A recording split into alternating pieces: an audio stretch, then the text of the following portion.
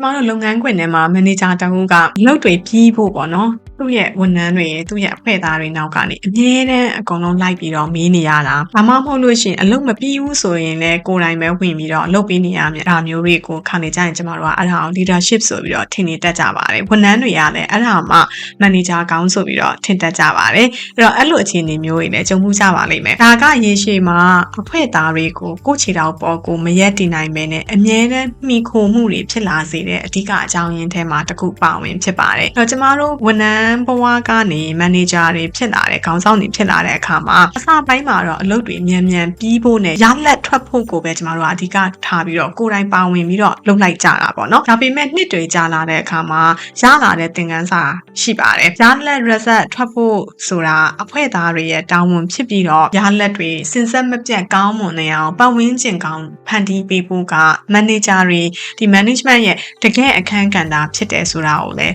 သင်ယူမှုရခဲ့ရပါတယ်အဲ့တော့ manager တယောက်ရဲ့အဓိကတာဝန်ကအလုပ်တွေကိုအနောက်ကနေတွန်းနေ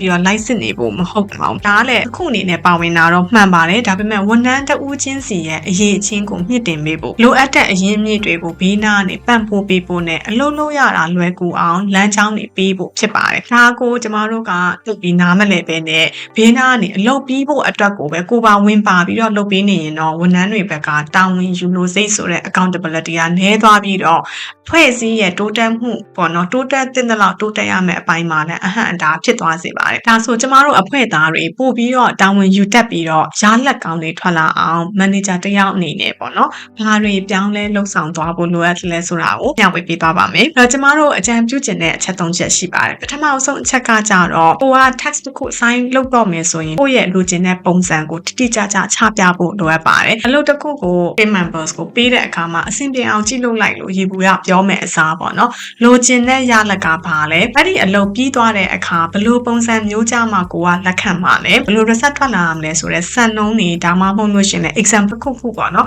ဒါတွေကိုပြပြီးတော့ဝန်ထမ်းတွေရဲ့မျက်စိထဲမှာရော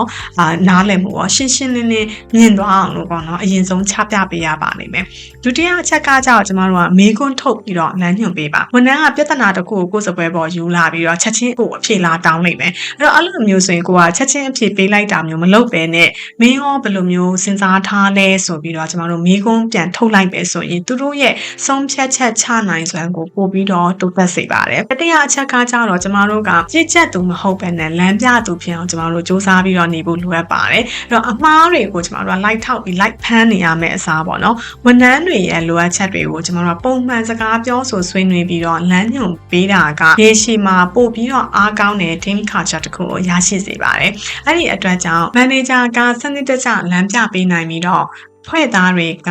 တာဝန်ယူမှုရှိနဲ့လှုပ်ဆောင်လာတဲ့အချိန်မှလည်းကျမတို့ကအဖွဲ့အစည်းတစ်ခုလုံးရဲ့စစ်မှန်တဲ့တိုးတက်မှုနဲ့အလုပ်ခွင်ပေါ့နော် productivity အားတွေတက်လာတာကိုကျမတို့မြင်ရမှာဖြစ်ပါတယ်အဲ့တော့လူချင်းမင်းတို့အနေနဲ့အဖွဲ့အစည်းတွင်းမှာပိုပြီးမြင့်မားတဲ့တာဝန်ယူမှုတွေပိုပြီးကောင်းမွန်တဲ့စီမံခန့်ခွဲမှုနဲ့ထိရောက်တဲ့ teamwork တွေကိုတည်ဆောက်ခြင်းနဲ့ဆိုရင်တော့ Handlist Business Services ရဲ့ training တွေနဲ့ပတ်သက်ပြီးတော့ chat box မှာအခုပဲဆက်သွယ်မေးမြန်းနိုင်ပါတယ်ရှင်